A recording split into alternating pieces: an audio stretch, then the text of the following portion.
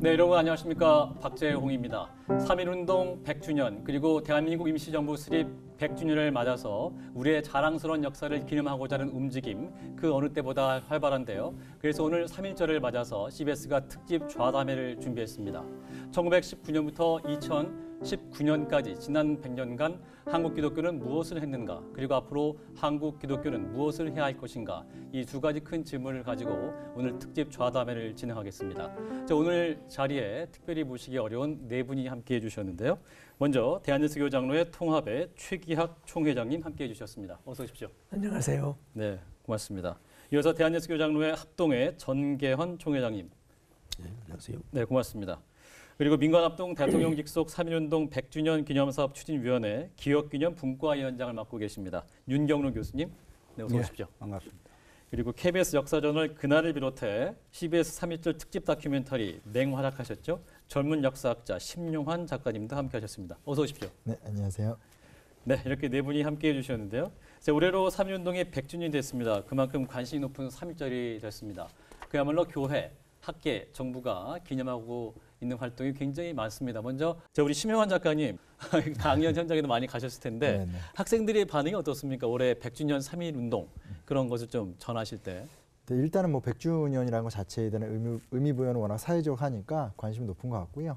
다만 이제 최근 몇 년간의 흐름 자체가 뭐 잘 알다시피 영화 암살, 밀정, 최근에 뭐 미스터 선샤인까지 이렇게 굉장히 화제가 되기도 했고, 또 사회적으로는 뭐 국정교과서 논쟁이라든지 위안부 어떤 합의 문제 같은 것들이 워낙 이슈가 됐기 때문에 그렇죠. 그전에는 사실 좀 역사에 관심이 없었던 40, 50대 어머니들 그리고 그런 그분들의 자녀들이 요즘 역사에 관심을 많이 가져서 그런 흐름 속에 딱 100주년이 결부가 되니까 뭔가 좀 제대로 해보자, 알아보자는 열기는 확실히 있는 것 같아요. 네, 올해로 이제 100주년을 맞았기 때문에 말씀하신 다양한 영화나 뭐 드라마 그런 문화적 영역에서 이뤘던 에너지를 한데 모아서 네, 네. 또 잘 치환시키는 것이 중요할 것 같습니다.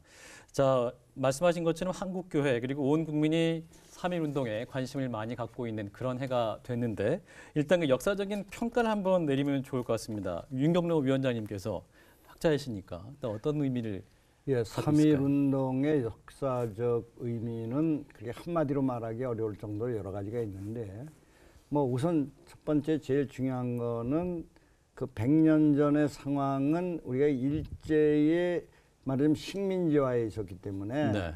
식민지로부터 독립을 하겠다. 자주 독립을 하겠다는 거. 그렇게 만들어진 국가는 자유롭고 민주적인 나라를 만들어야 된다. 그게 아주 중요한 부분입니다. 네. 그러니까 독립된 나라를 만들더라도 또 무슨 독재자가 나타나서 인권을 유리를 한다든지 그러면 안 되니까 그야말로 주권 재민의 그런 그 자유롭고 민주적인 그런 나라를 만들어야 된다는 거 하고요. 또 세 번째로는 인류 공용이라는 얘기를 하고 있습니다. 독립선언서에 보면. 네. 인류 공용과 세계 평화라고 하는 아주 스케일 넓은 그런 내용이 이 독립선언서에 나와 있어요. 그래서 참 저는 그 대목을 볼 때마다 단순한 그냥 일제 식민지로부터 그냥 해방된다. 이 정도에 끝나는 것이 아니라 일본을 향해서 말하자면 일본이 정말 이 자유롭고 평화로운 이 세상을 원한다면 우리 조선을 독립시켜서 일본과 중국과 우리 조선이 우선 동양의 평화를 이루고 이거를 기초로 해서 인류가 원하는 세계 평화의 인류 공영체를 만드는 공영된 그런 나라를 하자고 하는 그런 아주 스케일이 큰 그런 정신이 오늘에 봐서도 아주 그 감동을 주는 그런 정신이 아닌가 이렇게 생각을 합니다.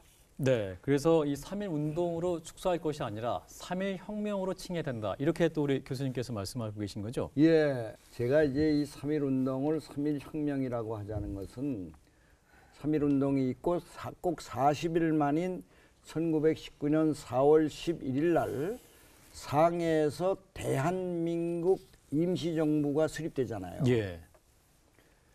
근데 이거를 우리는 지금 대한민국에서 태어나고 대한민국에서 살고 있기 때문에 대한민국이란 국호가 그렇게 얼마나 의미 있는지에 대해서 별 생각이 없습니다. 마치 우리 공개 고마움을 잘 모르듯이. 예. 근데 이건 역사적으로 상당한 의미가 있는 겁니다.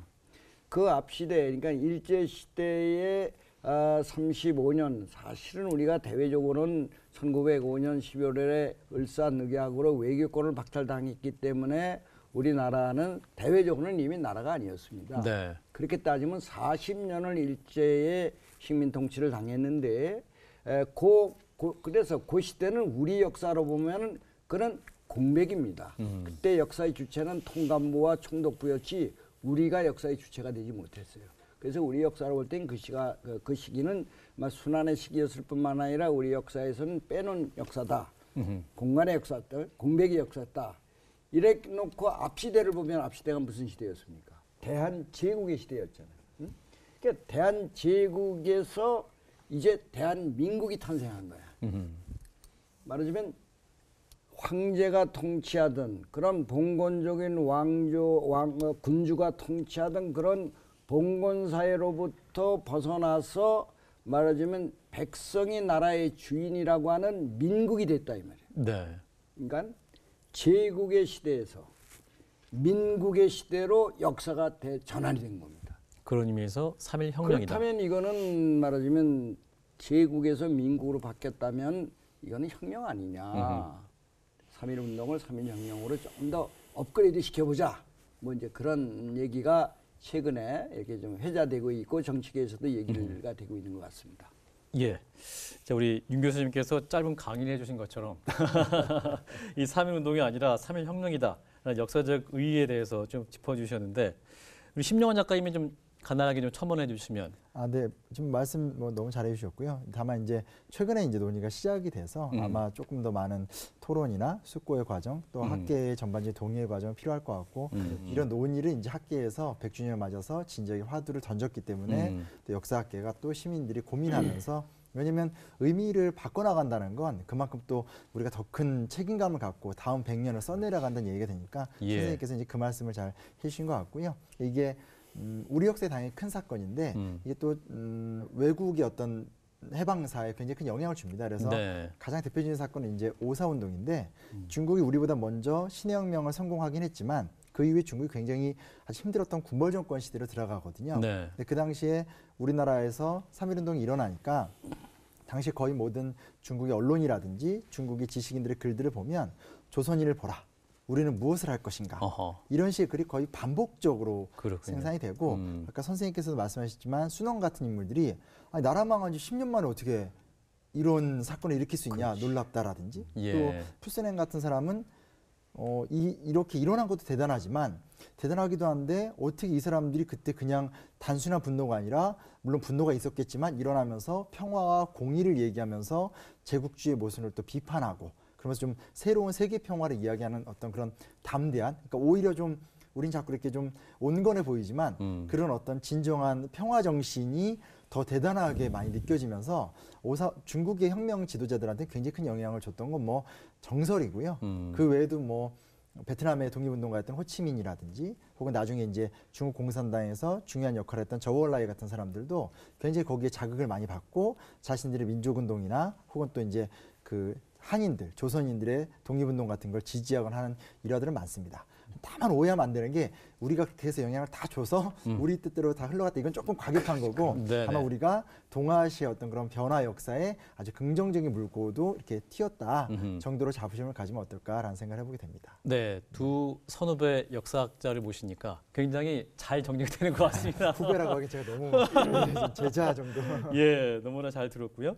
자, 이렇게 해서 이제 3.1 운동의 역사적 의의를 좀 정리해봤는데 그렇다면 우리 한국 기독교 입장에서 봤을 때는 어떠했을까? 이 부분을 짚어보면 좋을 것 같은데 먼저 우리 최기학 총회장님께서 좀 말씀해 주시면. 예, 우리 기독교 입장에서 이 3.1 운동을 볼 때 우리가 민족의 그 고난에 동참했다고 하는데 큰 의미가 있다 할 것입니다. 네.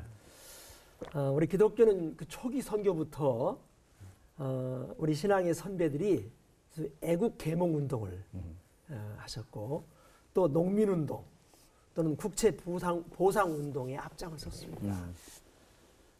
그런 의미에서 이 3.1 운동에는 어린 기독학생들로부터 시작해서 작년에 이르기까지 참 죽음을 무릅쓰고 만세 운동을 했다고 하는 것이죠. 많은 예배당이 불타고 성도들이 예배당에서 죽는 일도 있었습니다. 이런 순환의 역사를 통해서 우리 한국 교회는 우리 민족에게 민족을 사랑하고 또 민족을 섬기는 종교라고 하는 그런 점이 이렇게 확실하게 부각되지 않나 싶습니다. 이 3.1 운동과 연결해서 이 애국, 애족하는 것이 바로 우리의 신앙이다 라고 하는 믿음을 가지고 우리 기독교가 우리 한국 역사에서 아주 애국운동에 깊은 뿌리를 내린 결정적 계기가 됐지 않나 싶습니다. 네, 조국과 민족의 아픔에 함께하는 종교로서의 기독교로서 자리매김한 중요한 사건이었다는 말씀인 것 같고요. 전기현 총회장님도 첨언해 주시면. 네, 3.1운동이 우리 기독교에는 아주 중요한, 정말 아주 중요한 전환기가 됐다고 생각을 합니다. 3.1운동 이전만 해도 우리 기독교는 많은 사람들에게 배타적이었습니다. 네. 서양 종교다. 양 사람들이 와서 우리 조선족을 어떻게 침범하는 것처럼 생각할 때에 굉장히 배타적이고 생김새도 다르고 문화도 다르고 생활 양식이 다른데 3.1 운동을 계기로 해서 좀 인정하고 받아들이는 계기가 되었고 또 개인과 국가의 깊숙이 침투해서 기독교의 영향력이 복음으로서뿐만 아니라 네. 삶의 변화를 주는 그런 영향력을 끼쳤다라고도 봐집니다. 그래서 자연스럽게 이제 좀 주제를 당시 한국 기독교는 어떤 역할을 했던 것인가 이 부분을 좀 한번 짚어보면 좋을 것 같은데 일단은 통계적으로 한번 숫자를 좀 알아보겠습니다. 심 작가님, 네. 당시에 참여했던 기독교인의 숫자 어떻게 나타나고 있습니까? 이제 사실은 자료마다 조금씩 다 차이가 네. 있고요. 그리고 이게 또 정확하게 모든 걸 다 확인할 수 없는 그리고 또 사실은 현장에 너무 많이 잡혀오니까 그 자리에서 뭐 직결 처분한다라든지 훈방 조치하는 숫자들도 있기 때문에 예. 그럼 뭐 완벽하게 딱 떨어지는 숫자는 없지만 그래도 이제 많이 인용되는 뭐 3.1 소요 사건 통계 같은 일본 측 자료가 있습니다. 예. 그런 자료를 보면 50명 이상 이제 만세 집회를 했던 곳 위주로 이제 얘기를 하게 되면 전국 218개군 가운데 212개군. 그러니까 뭐 거의 모든 군에서 다 3.1 다 했던 거네요, 운동했다고 거의. 보면 될 것 같고요. 총 횟수로 따지면 1,500회 이상 볼 수 있고 서울 같은 경우는 뭐 한 13일, 14일 정도 거의 매일 있었고요. 3.1 운동의 절정기인 한 두세 달 기간 동안에 60여 회도 집회가 진행이 됐고 하다못해 강계, 뭐 함흥, 하동 같이 조금 외진 곳에서도 다 3.1 운동이 진행될 정도로 아주 거족적이고 전 민족적인 참여가 있었다라는 거. 근데 이제 놀라운 사실은 그 당시 이제 우리나라 한 인구가 한 1,500에서 1,700만 정도 될 때 이 그렇죠. 운동을 이제 여기에 참여했던 사람이 한 100에서 200만 정도로 어허. 우리가 추정을 하고 있고요. 예. 근데 이제 이 100에서 200만 명 중에서 가장 좀 적극적이고 주도적인 역할을 했던 것이 이제 기독교인들이다. 근데 그 기독교인의 당시 종교인 비율이 한 20에서 25만 사이니까 예. 그러면 정말 어떤 작은 종교, 이제 시작하는 종교가 정말로 어떤 역사의 대의를 짊어지고 수많은 어떤 조선의 평범한 민중들과 함께 이 운동을 이끌었다는 결론이 나오게 되니까 정말 대단하고 또 어떻게 이런 일을 할 수 있었을까에 대한 좀 고민도 좀 해보게 되고 그리고 민족 대표 33명 중에 또 16분이 또 기독교인이고 하니까 대단하다 중요하지만 어떻게 했지? 혹은 어떻게 이런 용기를 낼 수 있었지? 이런 여러 가지 좀 생각을 해볼 수 있지 않을까라는 생각을 해보게 됩니다. 네, 말씀하신 대로 그 대단함 어떻게 그렇게 삶으로 표현될 수 있었을까? 그 부분을 오늘 또 조명하기 위한 자리가 오늘 좌담회가 아닌가 싶은데 1.5%입니다. 대한민국 당시 국민의 1.5%였던 기독교인들이 어떻게 3.1운동 전면에 나설 수 있었던 것인가? 정기현 총회장님께서 당시 또 교회의 어떤 모습 때문에 그런 또 힘을 발휘할 수 있었던지에 대해서 좀 예, 당시 표현해 교회의 주시면. 모습이 어땠을까? 첫째는 집회가 자유로웠습니다. 예배 시간에 맞춰서 수시로 모일 수 있는 집회가 자유로웠고 또 모이면 예배 형식과 설교를 통해서 가르칠 수 있고 계몽할 수 있는 그런 장소가 되었고 또 지금도 그렇지만 세계의 모든 정보의 교환이 집중되는 곳이기도 했고 또 앞으로 나가야 할 미래의 방향을 제시하는 곳도 교회였다고 봐집니다. 또 당시 일본의 무단 통치가 잘못되었다는 어떤 분별력을 가질 수 있는 깨우칠 수 있는 곳도 교회였고 신식교육, 신교육을 시킬 수 있는 미션 스쿨들이 대부분 기독교 학교였다는 점이 또 큰 영향력을 끼쳤다. 그렇게도 보아집니다. 예. 실제로 3.1 만세 시위가 일어났던 곳이 교회에 있었던 것과 일치한다는 통계가 있었던 것 같습니다. 우리 최재학 통계장님. 예. 1919년 3월 1일부터 거의 5월, 6월까지 이들 만세 운동이 일어났던 곳에 빨간 핀을 꽂아보고 또 그 당시 교회나 또 전도소나 기도처가 있는 곳에 이 파란 핀을 꽂아 본다면 거의 같이 꽂혀지는 그런 현상이 있습니다.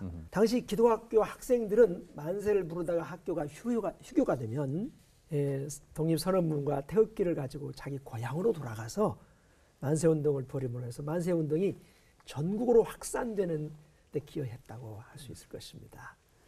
당시 우리 기독교인들은 남녀노소를 막론하고 민족을 살리는 운동이 바로 우리 신앙이다 라고 하는 차원에서 민족의 희망과 빛의 역할을 한 것이 사실입니다. 당시 기독교인들은 한국 사회에서 어떤 존재였기 때문에 남녀노소 가리지 않고 3.1운동에 적극 참여하게 됐을까?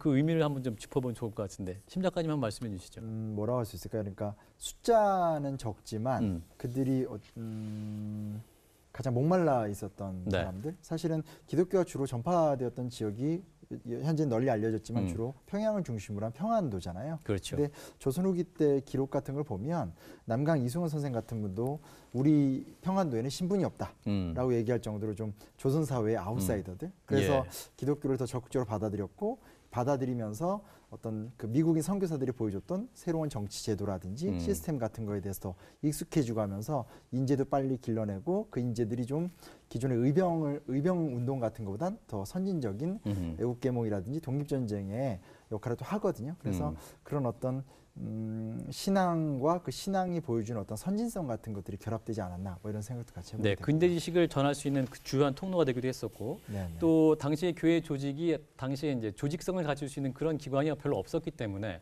한국 교회가 또 중요한 역할을 할 수 있었다 이렇게 볼 수 있을 것 같은데 윤 교수님 부연할까요? 어떻게 부연해 주시면? 초기에 한국의 그 개신교 경우입니다. 네. 천주교도 물론 혁명성이 있지만은 처음에 우리나라에 들어왔던 그 기독교 복음을 받은 분들은 사회로부터 또 그 당시 그 봉건 체제에서는 굉장히 아웃사이더였습니다. 네.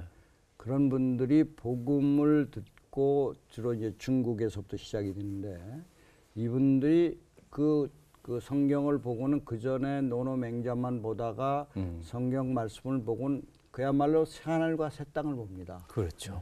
야, 이런 복음이 있네. 이런 거라면 내가 목숨을 내놓고도 믿어야 되겠다. 아하. 근데 이제 그런 그 지도부는 좀 그랬지만 일반인들의 기독교 신앙은 그렇게 처음부터 그렇게 어떤 민족의식이 강했던 걸로 시작한 건 아닙니다. 다 안심 임명의 한 방법으로 그리고 이제 교회를 나갔는데 처음 이기적인 동기에서 예수를 믿었다가 복음을 듣고 서양 선교사들의 근대적인 교육을 받으면서 말하자면 내 문제를 넘어서서 민족의 문제, 역사의 문제에 대해 관심을 갖기 시작한 거예요. 그러면서 이런 의식이 기독교인들에게 쫙 축적돼 왔던 거예요. 그러니까 숫자는 작지만 이건 하나하나가 운동가야. 말하자면. 교회도 오늘날같이 많지 않았지만 교회 하나하나가 그 시대를 개혁할 수 있는 그런 문제의식을 갖고 있었어요. 오히려 그 선교사들이 처음엔 그런 의식을 넣었다가 나중에는 이게 너무 심해지니까 오히려 그걸 말릴 정도 했어요. 네? 야, 우리는 종교는 믿고 천당 가고 뭐 이런 걸 정치 문제 하는 거 아니야. 이렇게 이게 자제시킬 정도로 기독교인들이 민족의식이 강했어요.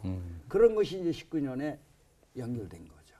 뿐만 아니라 이제 내놓고 독립운동을 하고 민족운동을 하던 분들은 1910년 우리가 일본에 이제 그 강점되면서 국내에서는 활동을 할 수가 없었잖아요. 되게 다 해외로 이제 망명을 갔는데 남아있는 국내 조직은 이게 기독교 조직이 제일 컸단 말이에요. 네. 기독교회와 또 근대적인 학교 이런 것들이 바탕이 됐기 때문에 숫자는 적었지만은 이들이 3.1운동에 깊이 관여하고 그거를 시위로 운동으로 이렇게 연결할 수 있었던 그 배경은 그런 배경이 있었다 이렇게 말씀드릴 수 있죠.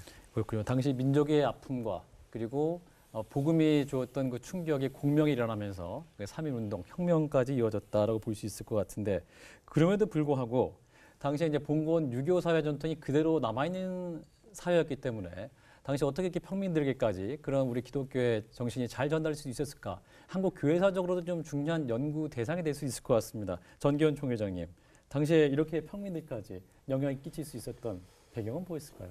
아마 우리가 성경의 그 텍스트가 환경의 컨텍스트에 어떻게 접목되는가 하는 게 중요한 것처럼 네. 100년 전 우리는 굉장히 세계의 변화 속에 우리 한반도가 있었습니다. 조선 왕국 시대를 접고 좀 전에도 위원장님 말씀하신 것처럼 1897년에 고종이 대한제국을 선포했습니다. 네.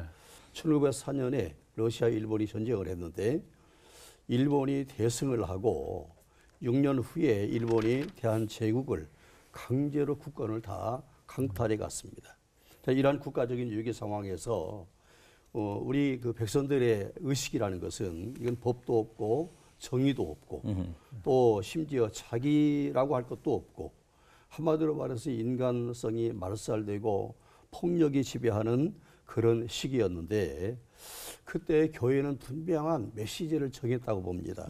그게 뭐냐면 인간은 하나님의 형상대로 지음받은 존재다.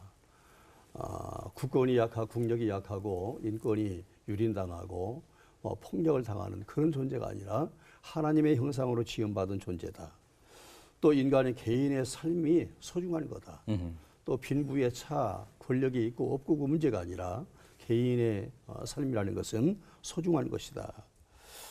그러면서 운동을 하고 활동을 하지만 이것은 비폭력으로 일제의 압제와 총칼의 위협에 그런 위협이 아니라 이건 비폭력으로 하는 평화적인 이런 운동들 거기에다가 또 좀 전에 말씀드렸던 1907년에 평양에 역사했던 성령에도 올라온 폭발적인 강림의 역사 이런 일로 인해서 사람들의 마음들이 변화되고 생활이 변화되고 그게 그러면서 기독교가 점점 3.1 운동에도 여러 가지 힘을 같이 모으고 합세하고 오히려 배후에서 활동하는 일이 큰 힘이 됐다는 생각이 들고 교회가 그렇게 어찌 보면 폭발적이라 할 수 있을 정도의 영향력을 끼치는 배경도 되었다. 그런 생각도 듭니다. 예, 우리 민족의 운명을 생각하고 또 삶의 희망을 찾고자 할 때 한국 교회가 그 중심에서 길이 됐다 볼 수 있을 것 같은데 말씀하신 것처럼 선교사님들 자료에도 우리 교회가 그 중심에서 많은 역할을 했다 볼 수 있을 것 같습니다. 당시 33명의 민족 대표 중에 16명이 기독교인이었습니다. 그런데 당시에도 이제 민족 대표로 서명을 한다는 것 자체가 사실은 죽음을 그러면요. 이제 각오를 해야 하는 이런 상황 아니었겠습니까? 당시 기독교인들 이런 결단 어떻게 또 신앙적으로 이해할 수 있을지 좀 생각하면 좋을 것 같은데 우리 최기학 총장님께서 또 말씀해 주시면. 예, 당시 한국교회 지도자들은 신앙적으로 아주 철저히 소위 복음주의 신앙에 기초하고 있었습니다. 그러나 민족 문제에 관한 이해를 분명히 했습니다. 우리가 애국 애족하는 것이 바로 우리가 믿는 신앙이다라고까지 생각했습니다. 특별히 선교사들은 아직 그 연약한 한국 교회를 보호하기 위해서 소위 종교 분리 원칙을 강조했는데, 네, 정치와 종교를 분리해야 된다. 예. 그런데 한국 교회 지도자들은 물론 종교 분리 원칙을 받아들이면서도 우리는 나라와 민족을 위해서는 우리의 신앙적인 행위가 필요하다고 하는 그런 확신을 가지고 하나님 사랑, 민족 사랑, 이웃 사랑을 조화 있게 실천함으로 해서 우리 한국 교회가 참 민족 사랑의 DNA를 지니게 되는 그런 중요한 계기가 됐지 않나 싶습니다. 네, 우리도 총 기자님도 또 표현해 주시면.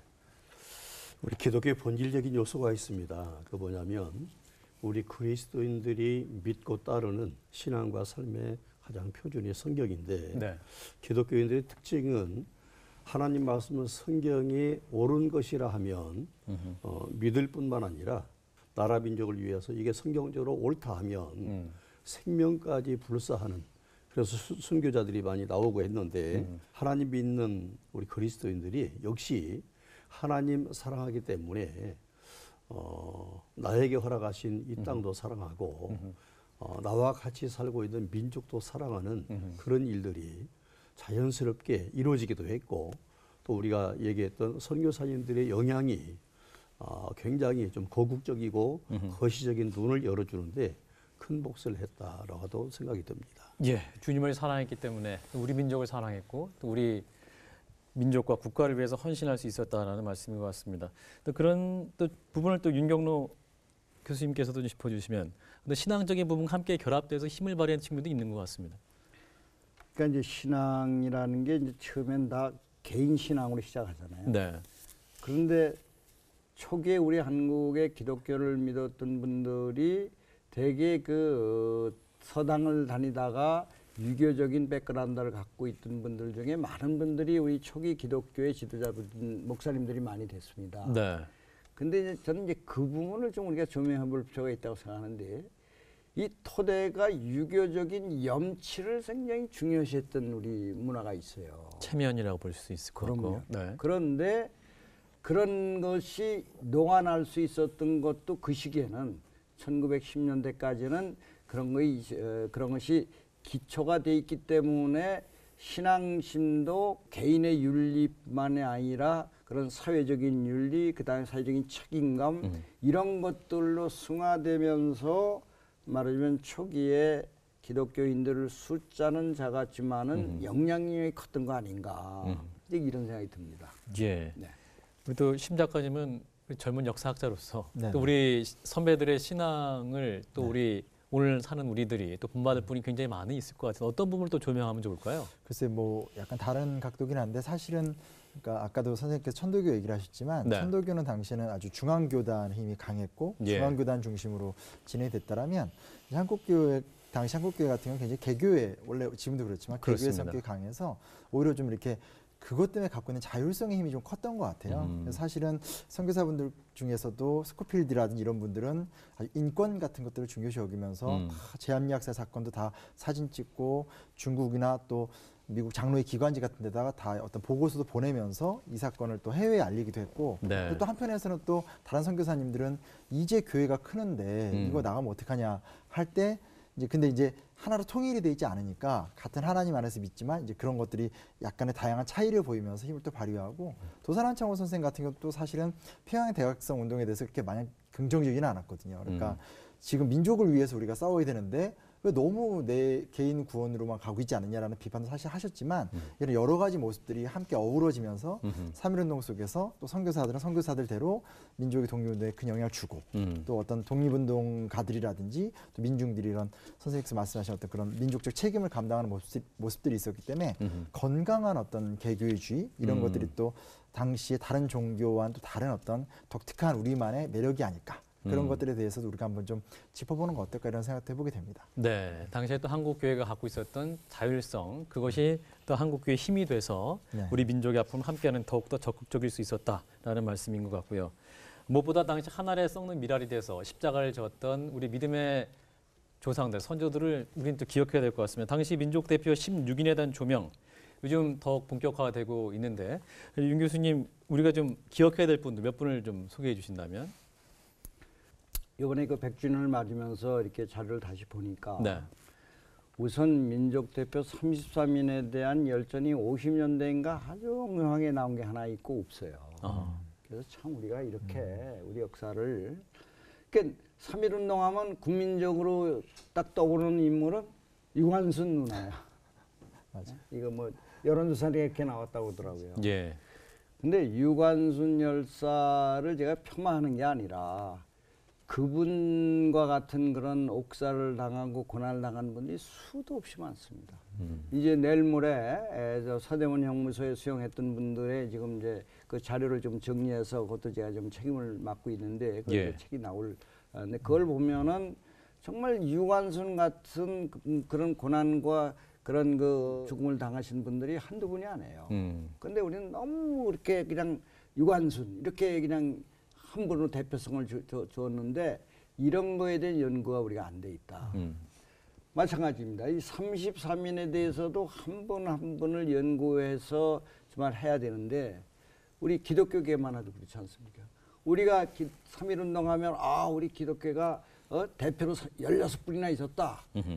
근데 그거에 대한 연구를 위해서 사실 제가 지금 이사장으로 있는 그 기독교 역사 연구소에서 16인전을 이번에 냈습니다. 그걸 내기 위해서 이제 출판비나 뭐 이런 연구비 이런 걸 조금 신청을 해서 또 우리 그쪽 16인이 그 심우했던 교회들도 있습니다. 예. 그런 분들한테 연락했는데 어디도 지원이 없어요.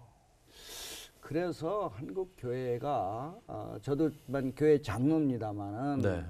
이래서는 안 되는 거 아니냐. 우리가 남나다 뭐 우리 기독교가 다 했다고 그러면서 때만 되면 뭐 이렇게 행사를 하면서 실제로 이거를 우리 젊은 후대나 우리 그 후대 사람들한테 전하기 위해서는 연구가 돼야 될 거 아닙니까.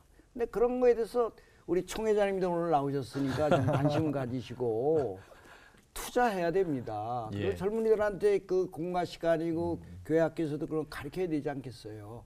성경만 가르치는 게 아니라 그 성경이 한국 사회에 와서 역사 속에 어떻게 녹아났는지 그리고 그렇게 해서 배출된 인물들이 어떤 분들인지 이런 거에 대한 연구를 좀 할 수 있도록 좀 총회 차원에서 지원 좀 해주세요. 예, 두 분 총회장님께도 답변할 수 있는 기회를 드리겠습니다. 무엇보다 이 하나님 앞에서 깨어있는 한 사람이 정말 민족을 구한 귀한 믿음의 용사였다는 사실을 교회 차원에서 발굴해야 된다 이런 말씀이신 것 같은데 우리 최기학 총회장님부터 좀 짧게 답변해 주시면. 예, 우리 한국기독교 역사연구소가 그 기독교 민족대표 16인이 한국교의 말을 걸다라는 책을 발간한 건 참 아주 귀중한 일을 생각습니다. 네. 앞으로도 3.1운동에 관한 역사적인 이런 기록들을 잘 연구해서 후대들에게 자랑스럽게 넘겨줄 필요가 있고 이것을 또 우리 한국교회가 적극 지원하도록 저도 힘 잘하는 노력을 하겠습니다. 오늘 공개적으로 말씀. 일단 우리 통합에 하신다고 예, 얘기죠. 근데 우리 교회사를 연구함에 있어서 예. 이 민족사의 지평을 이렇게 넓혀주면서 한국교회가 민족을 섬겼고 희망이 되었다고 하는 것을 좀 더 좀 잘 이렇게 연구를 했으면 좋겠다는 희망입니다. 우리 정기현 총회장님. 저는 위원장님 말씀에 한국교회는 이제 무엇하고 있느냐. 우리는 소수였다. 우리는 지금처럼 대형교회도 아니었고 재정이 많은 것도 아니고 뭐 교회 숫자가 많은 것도 아니고 소수였다. 그래도 우리는 민족을 진짜 구원을 위해서 우리의 생명을 던졌다. 지금 너희들 무엇하냐 하는 질책으로 받아들여지는데 우리 신앙의 선배들, 선진들의 모습 본받아서 정말로 예수님 말씀처럼 교회는 빛이고 소금인데 사회적으로도 무언가 교회에 기대를 하고 있는데 정말 우리 3.1절 운동의 100주년 계기로 좀 잠자는 영혼이 좀 깨어나고 한쪽에 치우쳐 있고 너무나 편중되게 왜곡된 부분들이 좀 균형을 이뤘으면 좋겠다는 그런 각성도 저부터 같습니다. 예, 두 분 총회장님께서 귀한 또 성찰의 말씀을 많이 해주신 것 그 같고, 부분에 제가 한마디. 예, 윤 교수님께서 또 감동받으신 것 같습니다. 저는 그 두 분 총회장님 말씀에 아주 감동을 받았는데요. 우리가 지난 해방 이후에 우리 교회가 정말 큰 일을 많이 했습니다. 우리 기독교가 한국에 들어와서 참 많은 문제, 하여튼 역사의 단초를 연 걸 하나하나 보면 다 출발은 우리 기독교에서 시작됐습니다. 민족운동도, 독립운동도, 또 민주화운동도, 환경운동도, 젠더 문제도 이게 다 우리 기독교계에서였습니다. 이런 점에서 우리는 참 자긍심을 가질 만하고 기독교가 한국 사회를 변화시키고 이만큼 발전시키는 데 기여했다는 거는 그건 뭐 누구도 부인 못할 겁니다. 그런데 언제부턴가 우리 한국교회가 너무 기울어진 운동장이 됐어요. 저는 그 점을 앞으로 이걸 좀 시정해 나가야 된다고 생각합니다. 특히 남북의 문제, 이념의 문제, 이런 거에서 우리가 정말 하나님 나라가 어떤 건지, 복음 정신이 뭔지, 기독교의 본래 정신이 뭔지에 대해서 우리 깊이 있게 심도 있게 논의하고 그리고 그에 어떤 새로운 길을 열어야 되지 않을까. 그래서 지금까지 그런 개교의 중심, 세속적인 그런 그 교세를 넓히는 문제, 뭐 이런 쪽에만 왔다면 이제는 좀 뒤로 돌아서서 16인이 우리 말을 걸듯이 우리 지난 역사가 우리 교회에 좀 말을 거는. 그래서 거기서 뭔가 우리가 새로운 거를 다시 찾아내는 그런 운동이 일어나야 되지 않을까. 우리 앞으로 총회장님들이 아마 하실 일들이 그런 일 아닐까 생각합니다. 근데 실제로 이제 저는 이제 청년들을 많이 상대하고 대학생 뭐 혹은 젊은 엄마들 많이 만나는데요. 네. 역사 얘기 자체에 관심도가 되게 높아졌어요. 어허. 예, 그래서 사실은 그냥 대중 강연장 가도 뭐 이렇게 몇백 명 차고 이런 게 흔하거든요. 근데 충분히 이런 왜냐면 우리 한국 역사, 한국 세대에 관심이 높거든요. 그래서 근데 한국 역사를 계속 가르치다 보면 거기에 선생님 말씀하신 것처럼 워낙 기독교의 그 아로새김들이 많아서 저는 충분히 이제는 이런 역사나 인문학 같은 것들이 어떻게 보면 전도의 수단이 될 수도 있고 또 새로운 어떤 청년들이나 중고등학교 목회에 좀 좋은 도움도 될 수 있을 것 같아서 예, 그렇습니다. 그래서 투자 좀 많이 해주셨으면 좋겠습니다. 저도 같이 마음을 좀 더합니다.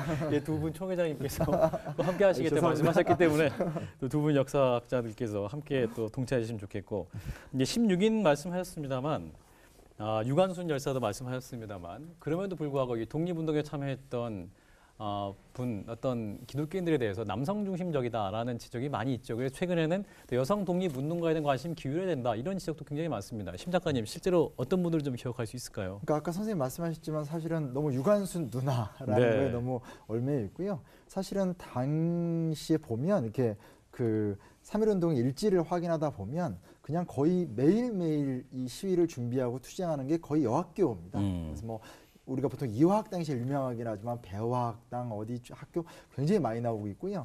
제가 개인적으로 가장 놀랬던 건 3.1운동이나 또 이제 유관순 여사가 주도했던 4월 1일 아우네 장터도 유명하지만 3.1운동이 이제 끝나고 1년이 지났었을 때 1920년 3월 1일 날 만세 시위 1주년 기념 시위를 벌입니다. 네. 그것도 배화학당 200여 명이 또 주도를 하거든요. 그렇군요. 그래서 어떻게 보면 이제 남성 그리고 어떤 그런 성인들의 운동보다도 더 네. 적극적인 운동을 오히려 여학교 대부분 다 기독교 여학교 그렇죠. 대부분이 아니라 여학교는 당시에 그냥 다 기독교 여학교였고요. 그러니까요. 그리고 예. 더 놀라운 건 그때 배화 학당 출신으로 잡혀갔던 학생들 중엔 15살짜리 학생도 3명 현재 서대문 연못에 가면 다 수영자 카드를 볼 수 있는데 그렇군요. 사진을 보면 정말 누가 봐도 앳된 뭐 어린이 그러니까 여학생. 소녀 이런 모습이기 때문에 예.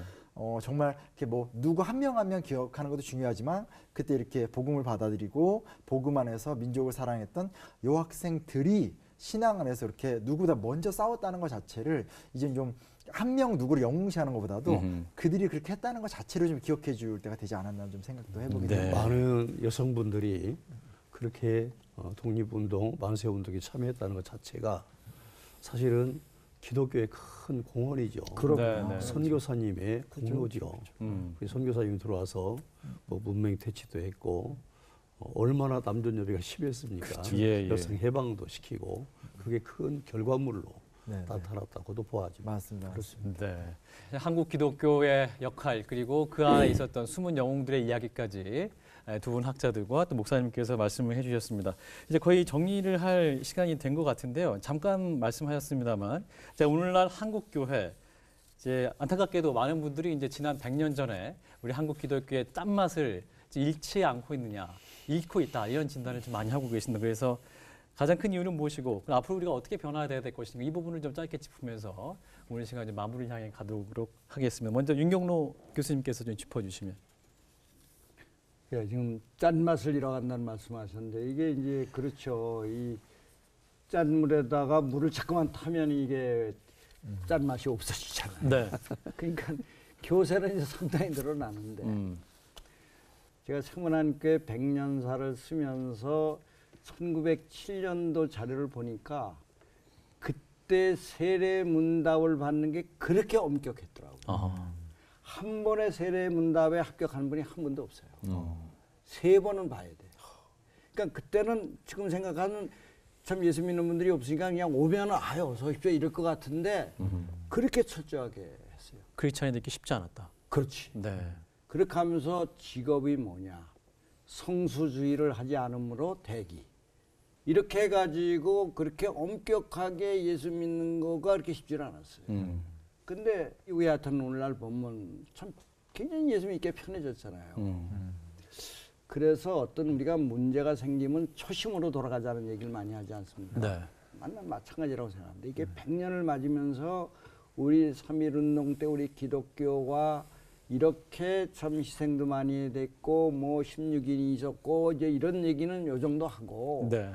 정말 그때 그렇게 나섰던 그런 우리 신앙의 선열들이 가졌던 그 신앙심, 오늘의 우리의 신앙심 어떤 차이가 있는지 뭔가 잘못됐다면 그때 그 정신으로 돌아가는 운동이 있어야 되지 않겠느냐. 이제 그런 생각이 우선 떠오릅니다. 네. 그래서 3.1운동을 현재화해야 된다. 이제 이런 문제의식이 갖는 분들이 굉장히 많은데요. 그럼 어떻게 할 수 있을 것인가? 두 분 총회장님께 여쭙겠습니다. 먼저 최기학 총회장님, 3.1운동 정신의 현재화 예. 어떻게 할 수 있을까요? 3.1운동 정신을 요약한다면 민족을 사랑하고 평화를 사랑하고 또 홍익인간의 그 정신이지 않겠나 싶은데요.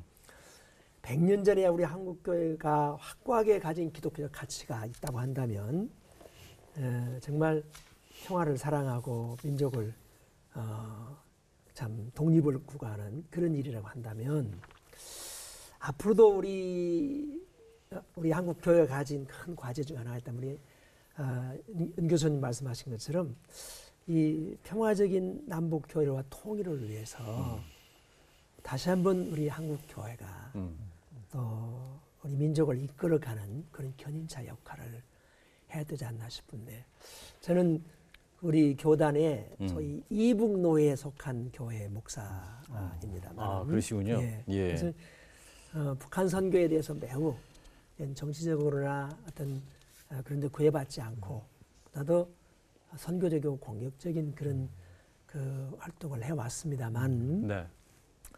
이제는 이 그 평화적인 남북 교류나 통일을 위해서는 종교든지 교파든지 관계없이 하나된 연합 정신을 가지고 3.1 정신을 이어가야 되지 않나 그런 생각을 합니다. 네. 우리 정기원 총회장님도. 뭐 축구나 농구나 이 스포츠 경기를 보면 개인기가 아무리 뛰어나도 감독의 지시대로 안 움직이는 선수는 제가 아웃입니다. 예, 맞습니다.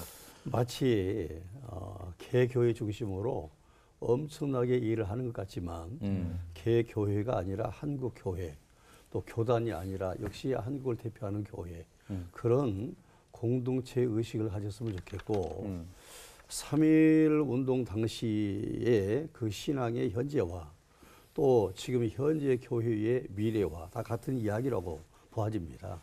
역시 교회는 하나님 중심, 성경 중심의 본질로 돌아가야 되고 교회는 교회대로, 목사는 목사대로, 성도는 성도대로 본질로 돌아가야 3.1 운동 같은 일을 오늘 우리도 할 수 있고 미래에도 그런 일을 할 수 있지 않겠나 하는 생각을 갖습니다. 네, 우리 총회장님께서 아주 귀한 정리 말씀을 해주셨는데 마지막으로 젊은 역사학자 심유황 작가님께서 자 3.1운동의 현재화 그 정신을 우리가 어떻게 계승할 수 있을 것인가 한국교회 한국 사회를 위해서 또 한 말씀 해주시면.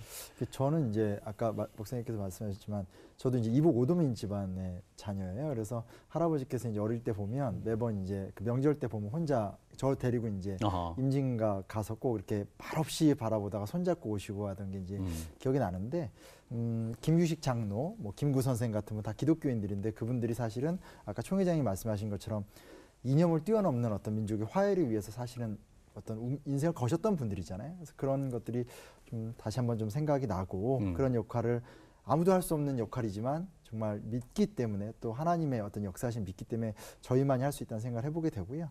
또 하나는 정말로 요즘에 아까도 드렸던 말씀이지만 워낙 미디어가 발달하고 이러다 보니까 오히려 젊은 청년들 같은 경우가 되게 허하고 어떤 좀 외롭고 고독하고 이런 것들이 많은데 그런 것들에서 어떤 그런 젊은이들에게 위로를 주고 할 수 있는 대답 속에서 이런 역사나 인문학 같은 게 굉장히 큰 힘을 발휘하거든요. 네. 그런 부분에선 우리 교회가 조금 더 이 분야, 그러니까 당연히 말씀과 성령님이 인도하심의 기초 위에서 어떤 그런 인문학이나 역사에 대한 투자를 좀 하면 저는 당장 무슨 큰 변화가 일어나진 않더라도 시간이 흘러서 과거의 어떤 그 안창호나 이런 분들 다 젊은이였잖아요. 그런 새로운 인재들이 이제 한국 교회를 또 떠받칠 시기가 올 거다. 근데 지금 꼭 그런 투자 노력을 해줬으면 좋겠고 저도 열심히 하도록 노력하도록 하겠습니다. 네. 네, CBS가 3.1운동 100주년을 기념해서 마련한 특별 좌담회 오늘을 사는 우리는 앞으로 무엇을 해야 될 것인가 시청자 여러분께서도 3.1절 100주년을 맞아서 우리 민족 그리고 우리 한국교회가 어떻게 나갈 것인가에 대한 중요한 포인트를 함께 나누는 귀한 시간이 되셨으리라고 봅니다. 자, 오늘 함께해 주신 두분 총회장님 그리고 두 분 역사학자 고맙습니다. 자, 함께해 주신 시청자 여러분 대단히 감사합니다. 고맙습니다.